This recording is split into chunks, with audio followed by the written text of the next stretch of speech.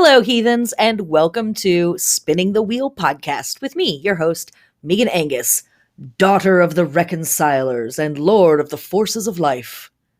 You know, just witches work. This week, the podcast is going to be a little shorter than normal. I know I've said that a few times and then given you an hour and 45-minute podcast, but genuinely, I'm going to try to make it shorter this time because we just had our 2-hour class on Mabon, Fall Equinox, second harvest, which is Thanksgiving, etc., etc., etc. If you missed that class, it is up for free on my YouTube channel. Just search Megan Angus and Mabon, Mabon. And if you would like to have access to the workbook and the calendar and the slides and all of the peripheries that go along with that lecture, you can subscribe to my Patreon at the $9 and up level, and you'll have free and unfettered access to the mysteries and the secret. All right, whatever. You guys, you get what I'm trying to say. Okay.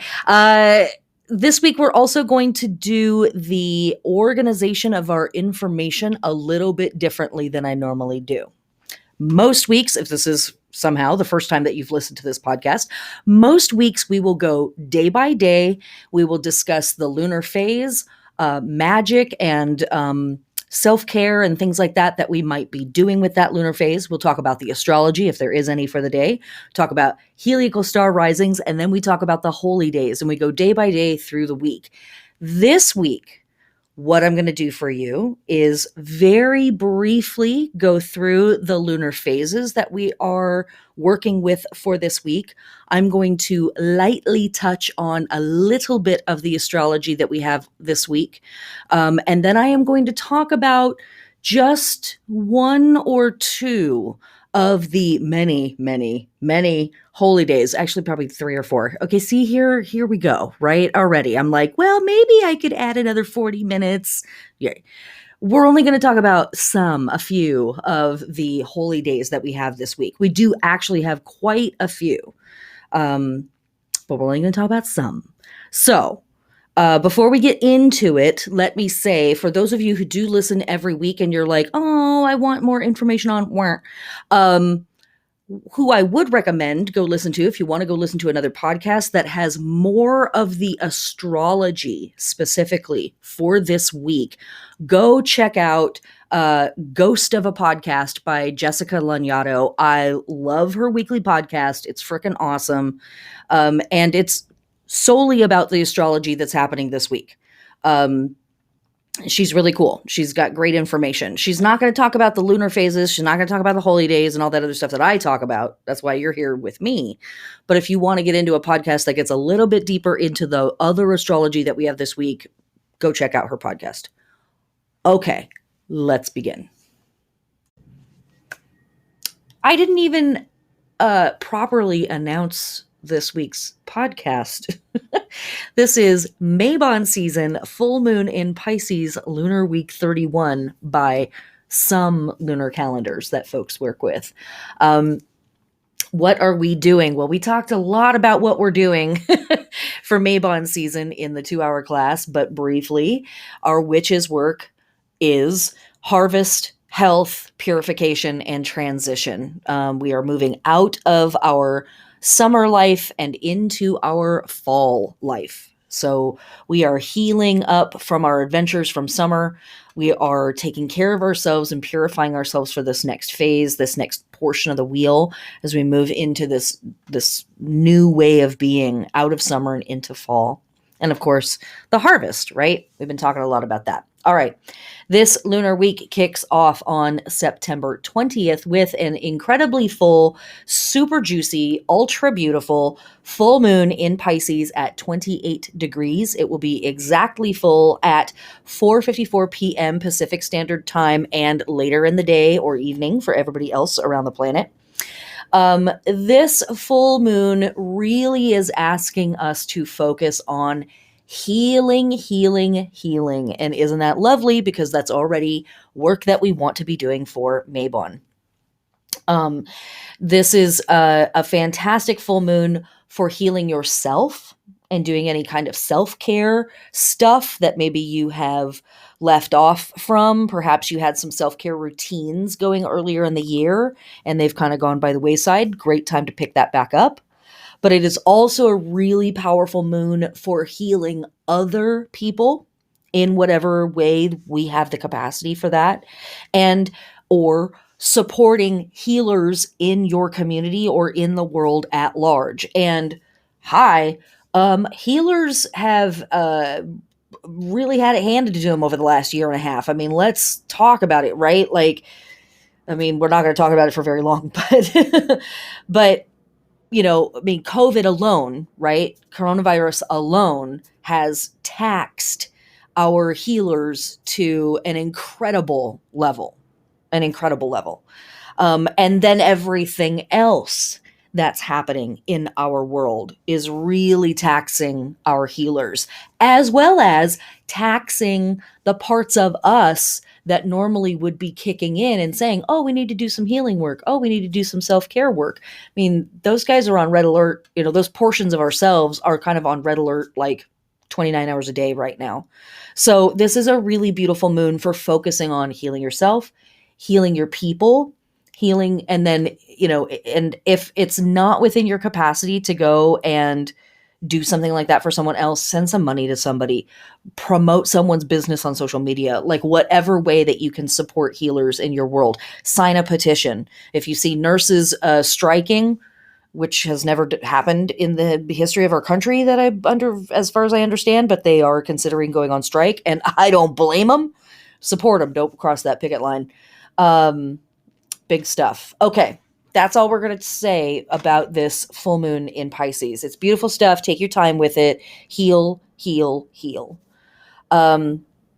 When we are working with the full moon in Pisces for our lunar body, we are awakening, activating, adorning, stimulating, and nourishing for action our ankles and our feet. Side note, not a physical doctor, not a medical doctor, just a doctor of love. Please check in with your trusted health advisor if you are wanting to incorporate any of the information from this podcast into your health routine.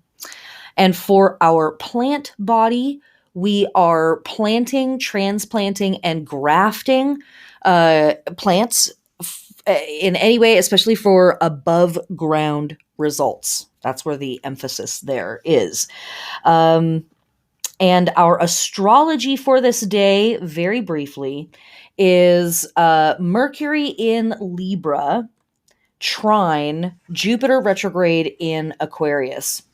And really, this is an excellent day for future plans. This is a day that has a lot of emphasis on business work and commercial stuff. We have a little bit more of a sharp mind. We have a bit more of an open mind as well. So this is a great day for studying, a great day for, asking for information and as well getting your message out into the world. Okay, let's move on to whatever the next day is, September 21st.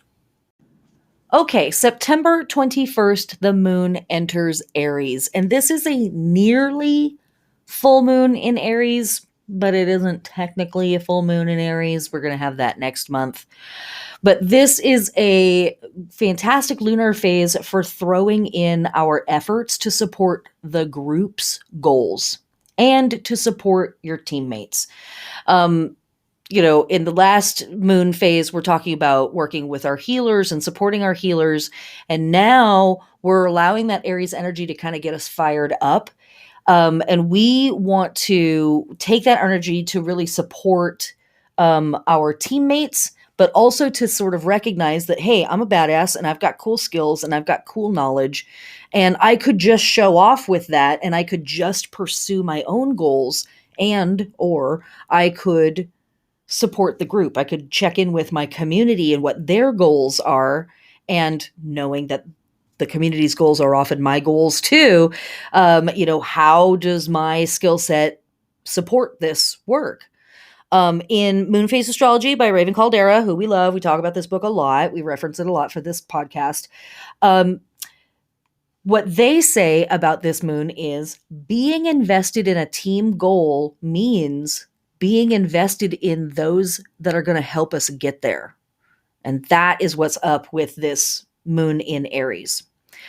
For our lunar body, we are resting, relaxing, supporting, nourishing, or otherwise restoring the scalp, the hair, the head in total, the face, the brain, the head, the eyes, and the sinuses. These are all the areas of the body ruled by Aries. And so that's where we want to be putting our emphasis on resting and nurturing and restoring those body parts.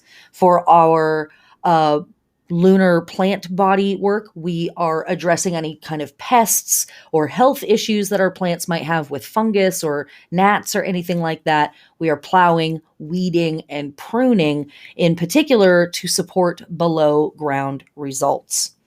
Okay, let's move on to September 22nd. Okay, September 22nd, the moon is still in Aries, so we're still doing our Aries body work, our plant work, and our community work. Our astrology for September 22nd, just a couple things to talk about. Mercury in Libra, square Pluto retrograde in Capricorn at 24 degrees on this day. Now, we're thinking, oh no, a square with Pluto, yikes. However, this transit can have two sides to it, and you might experience one or the other or both by turns, depending on how your day goes along. But let's talk about the hard stuff first. The hard stuff with this transit, Mercury square Pluto, is that we can get real obsessed with a single thought. It can kind of be one of those days where it's like, I cannot get this thought out of my head. I can't get this song out of my head. So-and-so said something to me. I read a meme and that thing is living rent-free in my head. What the heck? Right? It's our brain. It's Mercury and it's, obsessive. It's Pluto. So that's a way that this could come through that might be difficult. Another way that this could come through that might be difficult is that when we are communicating with people, we may come across as like really, really intense, way more intense than maybe we meant to come across, and vice versa. As we're talking to people and they're talking about the thing to us, they may be coming across as way more intense than they mean to. So that part of it could be difficult to work with. That could be hard. Not bad, right? Just difficult. But what could be really cool about this transit is that it brings about really intense communication and really intense thinking and brainification processes. Brainification, that's a trademark word. It's my word. Don't use it, please. Thank you. And so if we turn that inward, it could be a really fantastic day for deep personal insight, for like really intense navel gazing that actually does something for yourself. That's actually like doing something. It could be a really fantastic day for doing things like studying like subject matter that's really intense, like occult studies. That's very suited to Mercury and Pluto energy combining. So could be a day where we're like obsessed with a thing we can't get out of our head. Could be a day where we come across like a little more intense than we intended to. Also could be a day of really intense personal insight and like understanding yourself on a very deep level of truth. Really powerful stuff. Okay. The other thing that's happening on September 22nd, no big deal, just a little thing where the sun is entering Libra, and that is the actual equinox moment. Okay, cool. That's kind of a big deal, actually. This is happening at exactly 12:21 p.m. Pacific Standard Time later in the day for everybody else on the planet. Sun enters Libra. This is the equinox point. This is the place in our orbit around the sun where the Earth is exactly halfway in between spring equinox, or excuse me, summer solstice and winter solstice. All kinds of cool stuff.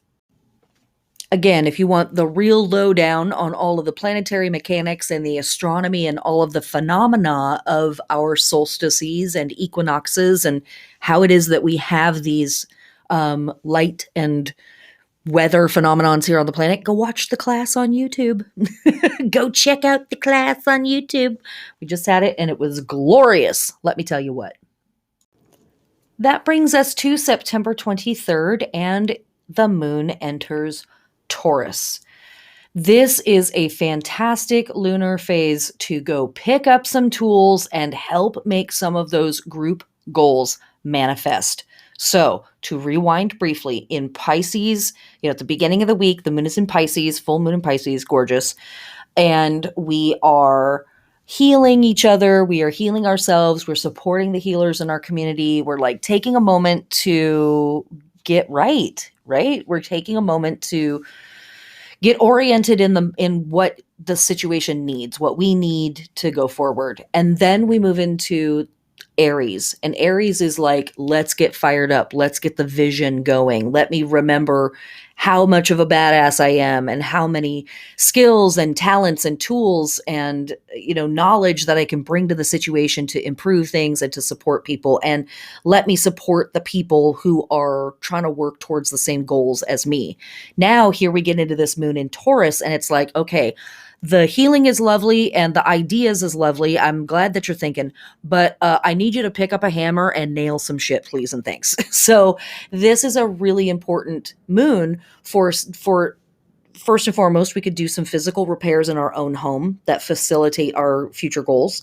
But maybe we want to check in with a neighbor. Maybe we want to check in with people in our community and ask, hey, do you need any help mending a fence, raking your leaves, moving something from one side of the house to the other side of the house, like that kind of stuff. And I also want to acknowledge that we might already be helping people in our life. We might already be extending our energy out to a family member or a neighbor or a community member, and we don't have the capacity to do more. You can always send a little bit of money to a group like Habitat for Humanity that is doing that work out there in the world. And I also want to recognize we all don't necessarily even have $5 to send to the GoFundMe, because that's what's real in 2021.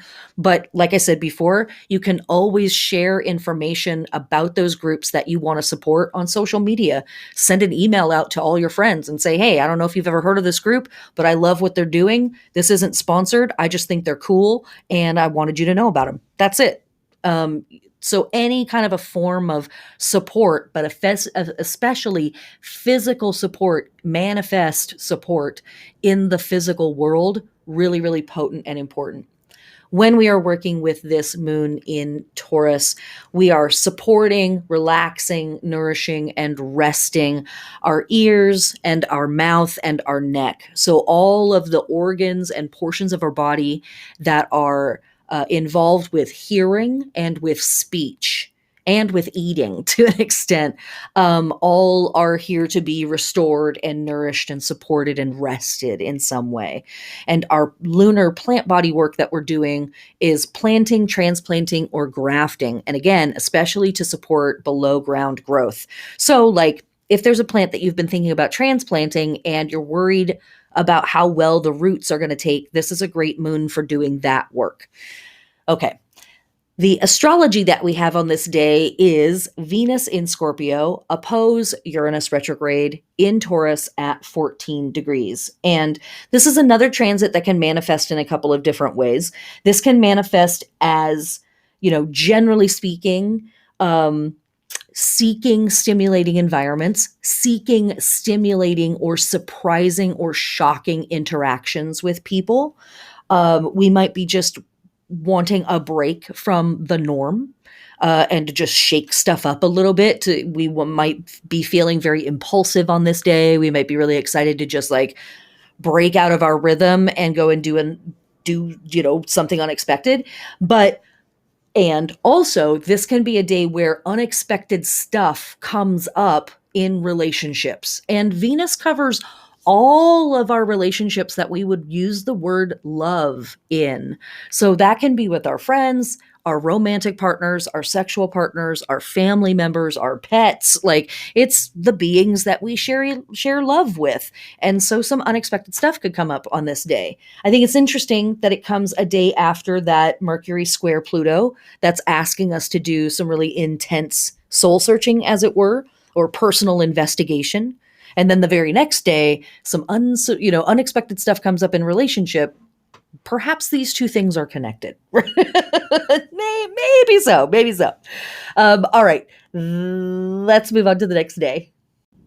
All right. September 24th, our moon hits the exact degree that it becomes the disseminating moon in Taurus, and that is 17 degrees of Taurus. And that's pretty much all there is to say about September 24th. There isn't any exciting astrology going on, and we've already talked about what we're doing with our lunar phase. So let's move on to September 25th. That brings us to the disseminating moon moving into the sign of Gemini. And this is a fantastic lunar phase for journaling or writing of any kind. So that could be stream of consciousness. That could be poetry. That could be practicing your handwriting. It could be anything as long as it's writing. Fantastic to do it. This is a fantastic moon for book clubs, for engaging in reading groups, any kind of intelligent research where we're comparing data sets and we're, connecting the dots, that kind of stuff. This can also be a really great moon if you want to do this kind of work and have the capacity for it, to find two authors that are well respected that have opposing viewpoints on a subject that's important to you and read both sides of the argument. You don't have to necessarily agree with either person, but just listen to what both sides of the argument are. That's a very Gemini thing to do. For our lunar body with this disseminating moon in Gemini, we are nourishing, resting, relaxing, supporting, or otherwise restoring the shoulders, the elbows, the wrists, the arms, and the hands. And for our lunar plant body work, we are harvesting, we're doing pest control, we're weeding, and in particular, where we want to support below ground work for that plant. And the only other astrology that we have for this day is Mars in Libra trine Saturn retrograde in Aquarius at 7 degrees. Now, Mars and Saturn generally don't necessarily like to hang out with each other. Mars is like, go, go, go, and Saturn is like, no, no, no. So it's kind of how that works. But this trine in particular brings these two planets together. And the phrase that I initially wrote down was controlled power, that's cool, right? Like we can get a lot done with controlled power. Mars is a bonfire, right? Mars is a candle or a bonfire, just throwing its light and its heat and its power in all directions. It's just kind of, right? Saturn is very, very, very controlled, but it's also very plodding. It's very slow and like methodical in how it does its thing. So Mars gives Saturn a little bit more fuel than it would normally be working with. And Saturn gives Mars a little bit more direction and control than it would normally be working with. So it's actually a trine that could be incredibly helpful for developing patience, or if there's a job or some work that's in your purview that is going to require patience and diligence, this is a great day to jump in on that work. Anything that's really difficult, anything really exacting that kind of demands your attention. And we are potentially feeling very practical and pragmatic on a day like this. So it's a really great time to kind of look around the house, look around your life and think to yourself, how useful is this? Is this serving me? Is this doing the thing that I need it to be doing in my life? Or is it taking up space and sucking my time and energy? Great day for that kind of examination. Okay, let's move on to September 26th. Okay, and that sort of almost brings us to the end of the week for the lunar and astrology information. September 26th, we have our disseminating moon still hanging out in Gemini. So we're still doing our Gemini plant work and our Gemini body work and our Gemini witches work. Astrologically speaking, we have just a tiny little thing called Mercury stationing retrograde. It's not a big deal, guys. Everybody calm down. Mercury will be stationing retrograde at 25 degrees of Libra at exactly 10:10 p.m. Pacific Standard Time and later for everybody else around the planet. It will be trine Jupiter retrograde and square Pluto retrograde, as we've already talked about. The week starts off with that trine to Jupiter. Halfway through the week, we have that square from Pluto. And that is going to kind of be a theme. Those planets are going to stay in the conversation for the duration of Mercury's retrograde trip. Mercury will be retrograde or appear to be retrograde until October 18th, and where it stations direct at 10 degrees of Libra. And then it will be in the shadow phase, meaning re-traveling through this whole section of degrees that it was previously retrograde in until November 2nd. So as we talked about a couple of weeks ago on the podcast, this Mercury retrograde takes us through Mabon season right up to Samhain, right up to the moment of Samhain, and really, 48 hours after it, technically speaking. So I'm thinking about that, right? That's in the back of my head as I'm considering what all might come up for us in this particular Mercury retrograde. Again, we've got this trine to Jupiter, so that can feel lucky. We've got a square to Pluto, so that can feel intense. We've talked about how both of these things can be helpful for us and not so helpful necessarily, or easy or hard, right? That's better terminology. So what are we doing with a Mercury retrograde? Well, first, we always want to remember that Mercury stations retrograde or appears to go backwards in the sky. That's what we're saying when we say that 3 to 4 times a year, right? So as much as we're like, oh no, the head's on fire, call the, call the ambulance. Like, as much as we might freak out, over the idea of Mercury being in retrograde or stationing retrograde. Again, it happens 3 to 4 times a year. If it was really as bad as we pretend it is, we'd all be moving every 3 to 4 months and our phones would be exploding and our computers would be exploding and all that. Please don't explode, computer, please. Okay. But you know what I mean? You know what I'm saying? Like, it would be a lot more calamitous. Not to say that there isn't a lot of calamity right now on the planet. I'm just saying I don't think it's the retrograde that's doing it. But when Mercury stations retrograde, our lives can't stop, right? We still have jobs and kids and pets and neighbors and clients and stuff. And families, right? We still have stuff that has to be dealt with. So we can't just shut it down for 3 weeks while Mercury stations retrograde. And then as soon as it goes direct again and be like, oh, rain, like, let's start the calliope back up again. Like, no, unfortunately, we can't do it that way. We have to keep going. We have to keep doing stuff.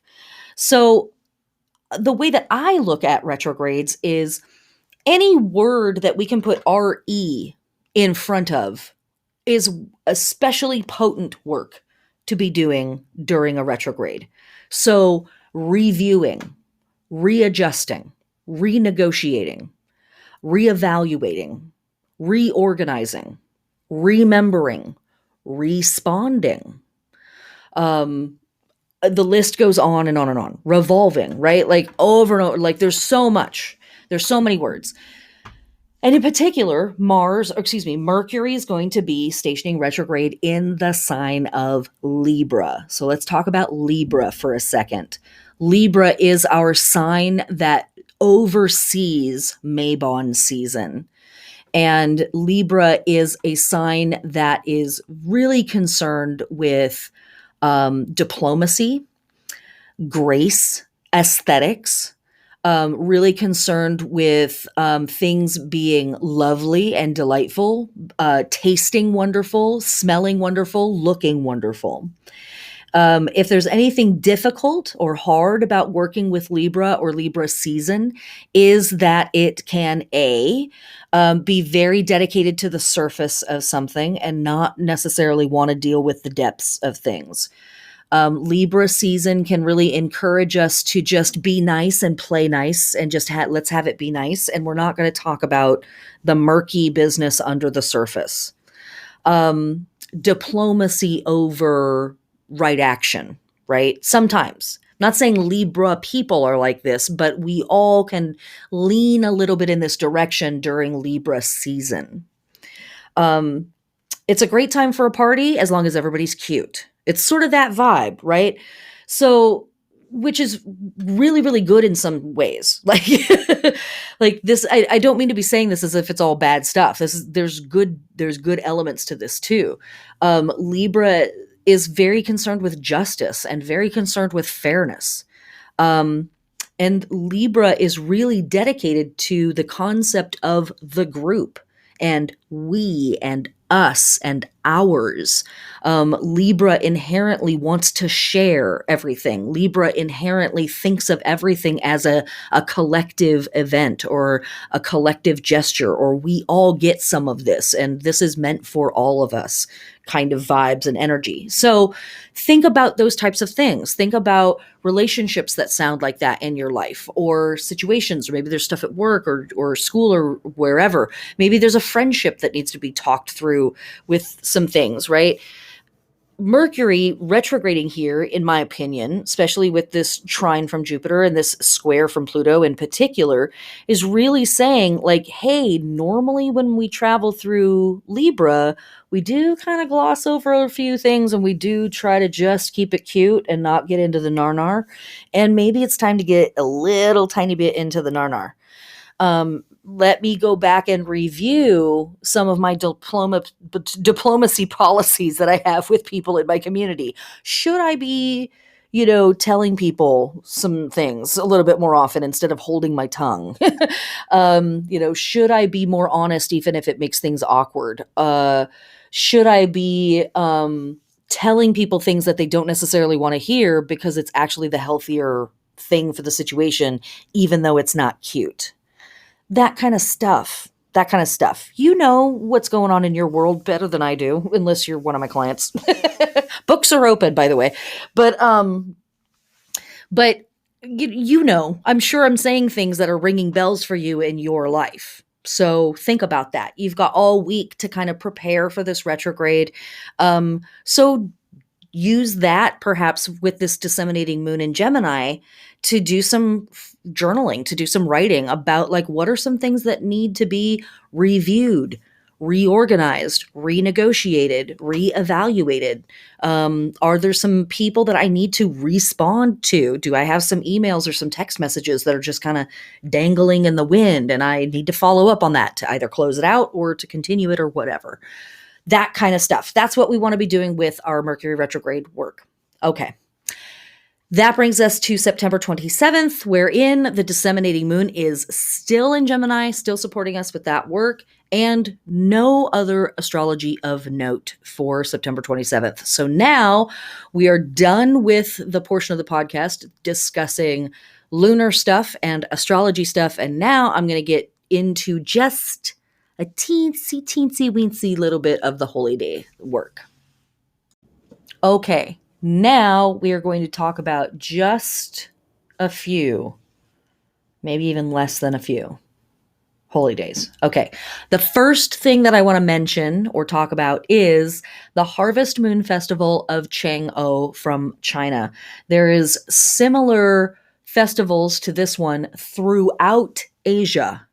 Really Eurasia, to be perfectly accurate. This is a very, very, very old, beautiful festival where people just get together and go outside and look at the moon. That's it. There's fancy foods that get made, like rice cakes and little white cookies that represent the moon. And so anything along those lines is totally appropriate to bring with you or to eat later in the night or whatever. But know that if you have the capacity to step outside and gaze at that beautiful full moon as it comes up over the eastern horizon and is this fabulous, super gorgeous harvest moon, you will be sharing in a ritual that literally billions of other people are sharing in around the planet over the course of the 24 hours of the moon hanging out, or less than 24 hours really.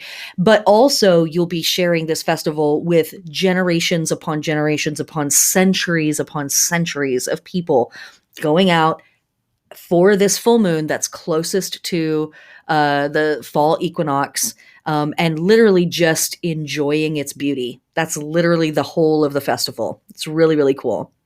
So I wanted to make a point. I talked about it in the class, but I wanted to make an extra point of it here in the podcast, because if you have the capacity to go and do it, you truly are joining in with a huge swath of humanity, past and present. And I just think that that's really neat. Who doesn't like looking at the moon, right? Turns out less than half the species. So turns out most of us actually really like it. Okay. For information about Mabon proper and all that stuff, go watch the class. Go to YouTube and check out the video. Please. Thank you. So the other thing that I really, really want to talk about is the Greater Eleusinian Mysteries. We are fortunate this year in that the Eleusinian Mysteries also start September 20th. They kick off with this full moon in Pisces, and it just so happens that it's right on top of the equinox, which is 2 days later. It doesn't always line up like that, because the Eleusinian Mysteries are dictated by the moon, not by the sun. So they're going to always happen in fall around the equinox, but sometimes they start before, sometimes they start after. This time they're starting nearly on top of, and I think that's really cool, also quite auspicious. It's kind of the whole point of the podcast is like, look at how all these things line up. Isn't that interesting? Okay. Okay, so what are we talking about when we're talking about the Greater Eleusinian Mysteries? Well, first and foremost, we don't know a lot about them. We know some things about the mysteries. They were the mysteries, after all, so, kind of inherent in the title. As the centuries wore on, and the mysteries continued to take place, but for later generations, it became something where only the elite, only the rich could participate. It was sort of this almost theater of ritual versus actual ritual in the later days of Greece. But in the early days of Greece, we don't know how long the Eleusinian Mysteries have been or were observed, but it was quite a long time. They are a very old ritual or festival set. In the older days, it was absolutely something that everybody aspired to at some point. It was kind of like, if you want to get to heaven, you have to go through this. If you want to have a good afterlife, if you want to have a good this life, you at some point have to go through the Eleusinian Mysteries. It was very much something that happened at a particular age. So it's also a type of initiatory rite of passage type of experience for young folks. And the mysteries took place the main mysteries, I should say, took place over a week, over a 7-day period. There was lots of stuff leading up to it, and there's lots of stuff after it too that are sort of periphery to the main mysteries. And each day, the petitioners had jobs, they had things that they had to do. The lesser Eleusinian mysteries take place in spring, and from my understanding, I might have this wrong, and I apologize if I do, but from my understanding, part of why the lesser mysteries occur was basically to sort of get people ready for the greater mysteries later that year. It's like, are you attending later in the year? Well, then you need to go do this smaller workshop, basically. And in that one, you did some sacrificing. You did do a little bit of ritual work. I believe that maybe you got your robe or some of the clothing or some of the things that you're going to wear at the greater mysteries. You learned some of the things that you would have to know to say. Like, you got the phrases at the lesser mysteries and you have to memorize them to be able to know them at the greater mysteries, that kind of stuff.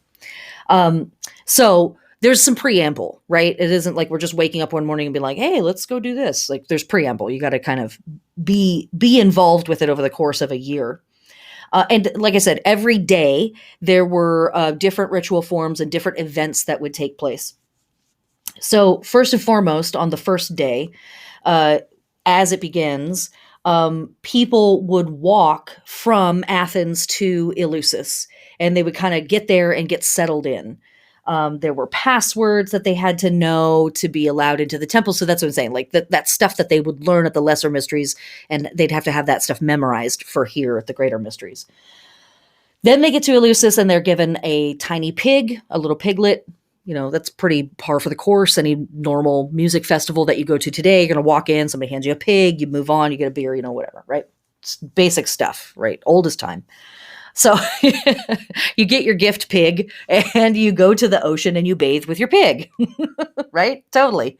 And then the next day you're going to sacrifice the pig. Oh, sorry. Now we know, though, if we've been paying attention, who's to say we have, but if we've been paying attention, we know that these little sacrificed piglets play a huge role in a bunch of other big fertility and agricultural festivals that happen at other times in the Greco-Roman calendar. It's pretty freaking cool that this is kind of where they all start. So the petitioner is given a little piglet. They both go into the ocean and bathe with it, and then they come back, and either that day or the next day, that little piglet is sacrificed. And so we have our purification in the sea, and then we have that little piglet is sacrificed, and it is thrown into an underground chamber that's full of serpents and snakes. Hey, we've been talking a lot about serpents and snakes, haven't we, for spring or for summer and the beginning of fall? Interesting. And that stuff that's down there, the other things that are thrown in as sacrifices, as well as this flesh from these piglets, rots and decays and becomes compost. And it becomes this sacred fertilizer that then is taken out at other times of the year and dispensed to farmers for them to go use as fertilizer, sacred fertilizer on their lands. Really cool stuff. So some of that starts here with this. Okay. Then on the next day, we have the offerings of barley and grain. And this is one of my favorite ones because this is one of my favorite pieces of information, because this is one of those things where we really don't have a lot of information. As much as I'm telling you, we really don't have a lot of information about what exactly happened. What did people wear? What did they actually say? For the most part, we don't know. We have to guess at a lot of it. Again, mysteries. So right there in the title. But one of the things that did make it out, and I absolutely love this, is the password or the memorized phrase that had to be known during the ritual of the offerings of barley and grain. So what the petitioner has to say is, well, I'll get to that in just a second. So they do the offerings of barley and grain. And then there is the presenting of the holy basket of Ceres. There is Holy Night. There is an initiation process. The revelation of the mystery, whatever the core portion of the ritual was. There's the promise of Baubo, and ultimately Demeter returns life to Earth. And then we have the gathering of the initiates and the torchlight procession of Demeter's search for Persephone. And then we have the Feast of Divine Life for Persephone, Demeter, and Hecate. And then ultimately celebrating the earthen vessel that is Demeter's womb. Those are the several days of ritual that's happening. So we have these kids who have shown up at the Eleusis temple. They walk from Athens to Eleusis. They get a pig. They go to the ocean. They take a bath with the pig. They come back. The pig is killed, thrown into a trench. Cool. Then it's time to make the kikion. And kikion is a sacred drink that was really popular with the Greeks. That was barley and water and poppies and mushrooms and ergot growing on rye. And kind of like whatever other hallucinogens they could get their hands on. And some lemon. And they'd have these, and goat cheese. Sorry, I forgot about the goat cheese. And goat cheese. And it was drunk by the petitioners who were going through this initiatory rite and these mysteries. Clearly hallucinogenic, clearly intended to induce some type of an altered state, perhaps to be more receptive to what's happening, or perceptive of what is happening. whatever, right? But as we know, using altered states, whether induced by substance or induced through spinning or ecstatic dancing or whatever, these are techniques that people have been using for thousands and thousands and thousands of years. So here the Greeks are utilizing this method as well. And so now that they're high and they're tripping, like, okay, let's do the mysteries. Let's get into it. And my favorite phrase from this is, I have fasted, I have drunk the kikion, I have taken things out of the big basket, and after performing a rite, put them in the little basket, whence I then put them back in the big basket. That is witchcraft, motherfuckers. Come on. I love that because it's like, what does that even mean? Like, I'm not getting a lot of information from this. And I love it. It's like the one phrase that made it out. It's like, what's it mean? It's like, eat at Joe's. What? So we have our little pigs that have been thrown in the temple. And then we ultimately have this search for Persephone because, of course, that's the whole, the reason for the season, right? Then we enter the initiation hall, which is the telesterion. There are offerings of cakes and poppies and pomegranates and figs and fennel and ivy. And then while they're in there, they see something. A lot of people have surmised that it was like literally a single grain of wheat or an ear of grain on a plate or a platter. Some people were like, it's a penis. Like some people think it's a vagina or the naked goddess or a priestess that was had invoked the goddess and was meant to be the physical embodiment of her. And then whatever it is that these petitioners have seen, they then have to think on it for a while and mull it over and consider it. And then the next day we have feasts and dances, and there's a giant sacrifice of a bull and more pigs, and giant jugs of water are spilled to the east and the west of the temple while people yell "Hai Kai," which means rain conceive. And then afterlife ease and everybody's blessed and we're all good to go. So that's kind of like the breakdown of the Eleusinian Mysteries in terms of the mechanics of what was happening at the temple as far as we know, right? I'm sure I got some things wrong and I probably skipped over some stuff, but that's the general consensus. Beach, drugs, barbecue. That's pretty much it. Again, a time-honored classic, right? We're still doing that stuff today. But what are we doing with the mysteries? What are we doing at the Eleusinian Mysteries in the metaphysical sense or the metaphorical or the philosophical sense? Well, the whole point of this is that something has happened to Persephone, the goddess Persephone, right? Our most classic or traditional interpretation of this story is that the god Hades, aka Pluto, sees Persephone wandering through a field alone, picking flowers, and he decides, I am going to kidnap this goddess and assault her. She is a virgin, but not on my watch. She's going to become a woman today. And she is kidnapped and she is taken into the underworld and she is held there against her will for 3 days.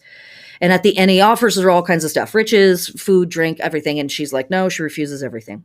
Finally, he offers her some pomegranate seeds and she eats them. And that is the trick that allows him to finally have power over her. And he forces himself on her.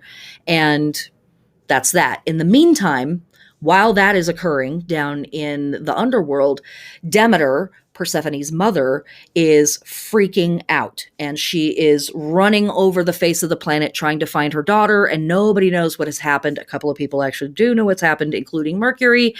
And eventually Demeter goes to the gods, the Greek gods, and says, you guys have to find my daughter. And they're like, we don't know what the hell is going on with your daughter. And Demeter says, well, that's it. I'm going to kill off all life on the planet. If my daughter is gone, I'm done being an earth goddess. We're done with this whole earth thing.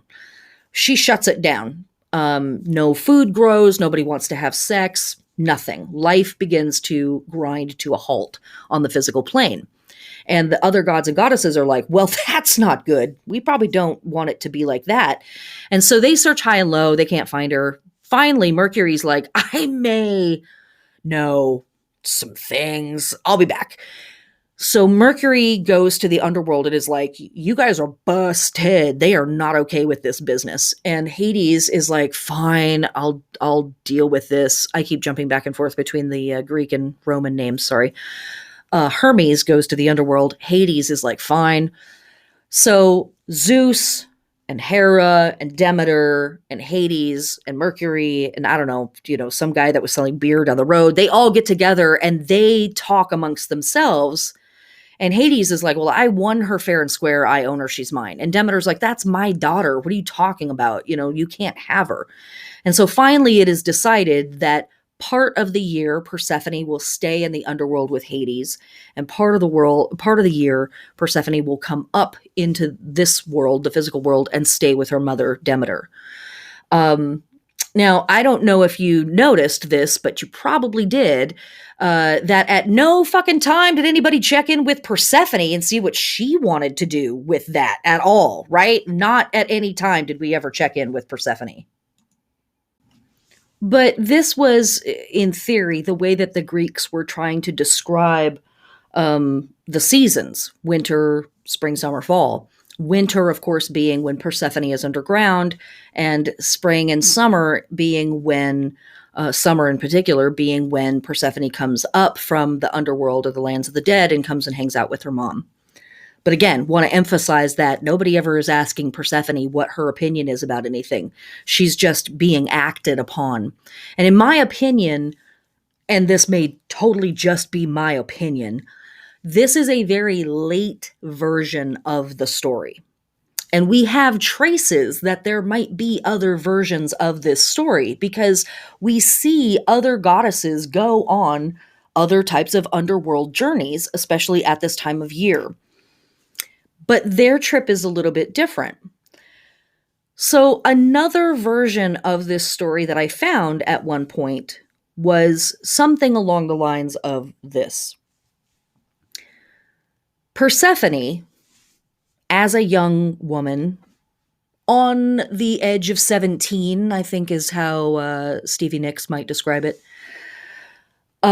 is out picking flowers, enjoying herself, becoming a woman. And she recognizes that she is sort of on the verge of adulthood and is wondering, what does that all mean for her? And, how does she feel about that? And what's going to happen? What does that mean? And who comes riding up on his chariot from the Boom Boom Room? The owner of the goth club, Hades himself, aka Pluto, who is like, you want to come hang out? And Persephone's like, yeah. And so they go and they hang out, right? And in that space, Hades tests her a little bit, and he offers her food and he offers her drink, and she says, no, no, no. And finally, he offers her some pomegranate seeds. Because the pomegranate is a exceptionally old reference to the vagina, but also genitals in general, and the goddess and goddess energies. And so by this, he's saying not only would he like to knock sacred boots with her, but also he recognizes that she's a deity. He sees that she's a goddess. Like, hey, girl, I know who you are. I know what's going on. And she's like, cool, you see me, you get me. And they, in the most sacred way, bone down and have a lovely time. In the meantime, Demeter is losing her mind up on the surface of the world, in the physical world, which is, pretty normal, right? Most moms and dads, most parents, all at the same time, they know their kids are going to grow up and they're totally horrified by that idea, right? They know that their kids are going to have sexual partners someday, but not on my watch, right? like they want to almost keep them from that reality as long as they can. So Demeter is scouring the planet trying to find her daughter, can't find her anywhere because, she's boning down at the goth club. But again, Mercury is like, I may know the things. I'll be back. So Mercury goes down and is like, dude, your mom is flipping out. And she's like, bah. And so they, the gods and goddesses all get together and they have this discussion and they come to an agreement with Persephone being part of the conversation, saying, hey, I'm growing up. I'm not going to be your little girl forever. I'm not going to be your kid forever. I'm always going to be your daughter, but I'm not always going to be your kid. I am changing. I am growing. Um, and, Demeter has to reconcile with that, right? She has to deal with that. She has to find a way to deal with it. And so in this version of the story, we see a much more empowered Persephone who says, I recognize that I am changing forms and I want to initiate that. I want to go through my rite of initiation and step out of being a girl and step into being a woman, or the next phase of my step out of being a child and step into becoming an adult, whatever that means for me. And this cool dude wants to help me with that process, and I'm going to let him help me with that process, right? I like this version of the story just because it's more empowering for Persephone. I like the idea that we can choose to initiate rites of initiation for ourselves, and we can ask for help with that process too from people, and that there's going to be people in our lives that are sad and freaked out by the fact that we're evolving and changing and growing into another shape. And also knowing how matrilineal the ancient Greeks were, the idea that they would write a story based around sexual assault and this sort of like demanding that power be exchanged and this goddess has no autonomy and everything, it just doesn't sit right with me. It's possible, but it doesn't sit right with me. It doesn't seem right. However, there's another version of this story that I've stumbled across in my ancient travelings, and it is this. When we push back far enough in Greek history, we start to see the gods take lesser and lesser roles. Their importance and their power becomes more diminished the further back we go in time. And we know that at the end of the Eleusinian Mysteries, in the form that we do have historical evidence of, the very last day has a ritual that incorporates Persephone and Demeter and Hecate. Hecate, of course, being the goddess that ultimately is given to the underworld and doing ancestor work, magic, the crossroads, all of this, right? What if there was no Hades in this story originally? What if there was no Pluto originally in this story? What if it was Hecate? Now we have a story that is much more similar to something like the Underworld Journey of Inanna or the Underworld Journey of Ishtar, where she goes down to meet her twin sister, Ereshkigal or Ereshkigal. And in that version of Persephone's myth, we have a young girl or a child who is recognizing that she's or they are about to change into adulthood. And they actively seek out this initiatory experience. And if we take one step back from that conversation, Persephone and Demeter and Hecate are in many ways all the same goddess, or they are versions of the same thing. And there's conjecture around that. Was Hecate a part of a triple goddess, or was she just depicted with three faces? Was she really connected? Is this all our modern Wiccan or modern pagan veneer over history? Possibly. But in that version of the story, we have a young person who is recognizing, again, that they are on the brink of adulthood and recognizing this is me and you're me and I am you and this is all of us. And I'm going to pass into the phase of my mother, and then I am eventually going to pass into the phase of what you are, the crone. Let me get introduced to that now. Let me wake up to that process now. Let me know that. And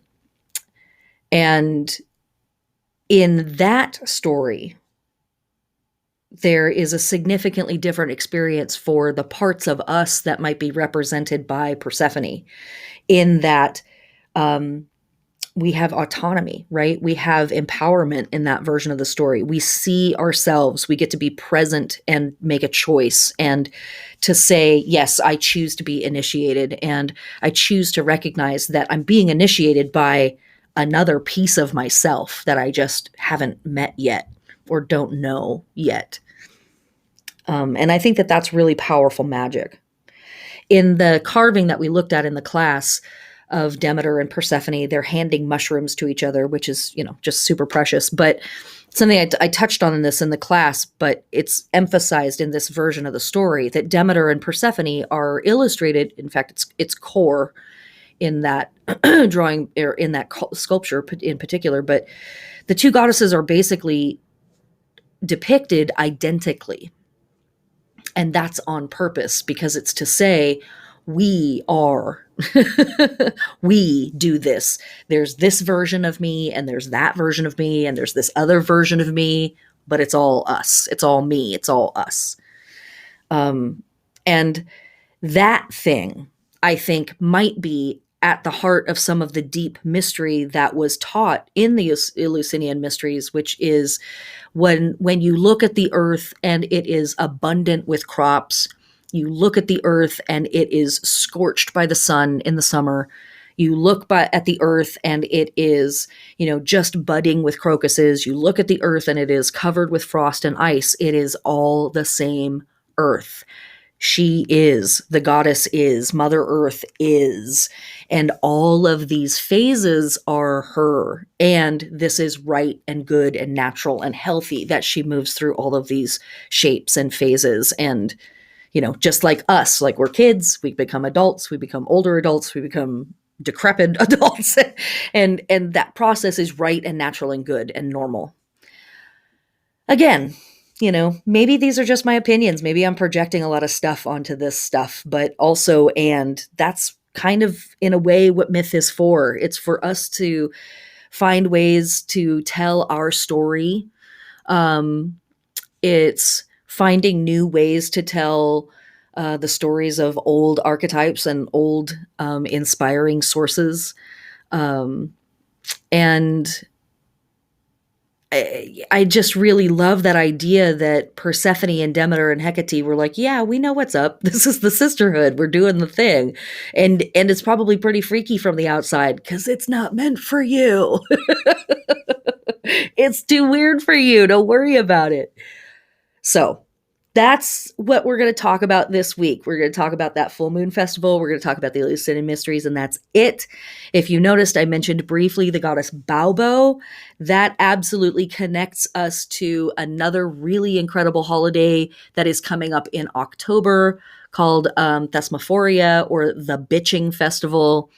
And the fact that Baubo is here in this myth, as well as in this ritual set or holiday set, festival set, as well as in the Thesmophoria that happens in October, there's a very interesting symbol of empowerment and self-empowerment there as well. But we'll get more into that when we get closer to that holiday. So I hope this full moon is beautiful for you. I hope that your Mabon is absolutely incredible. I hope the abundance overflows for you. The discussion around manifestation, the discussion around monetary abundance, financial abundance, physical world abundance is real funky right now. It actually always has been. So if you're looking around and you're like, abundance, what are you talking about? I got a stack of bills. like my boss just cut 10 hours out of my week. Like, what abundance? Like, this is one of those places where I challenge you to find the gold in your life. And it's probably things like the incredible friend that you are to your friends. The way you make your mom laugh or your dad. The fact that you always know the right time to show up for your partner with some takeout. That's abundance too. That is the gold in our life too. And this is absolutely a season of forgiving debts, and that starts with yourself. If you feel like you are coming up short on stuff, man, it is 2021. You are still alive. We're up in my book. That is a plus. That is written in green pen, not red, in my book. Um, the gold here, the abundance here is you are still drawing breath. You still have your loved ones. You can still laugh, I hope. And we're still alive. We're still here breathing and fighting and kicking. That's the harvest. All right, my friends. Happy Mabon. Happy harvest full moon. Blessed be, heathens.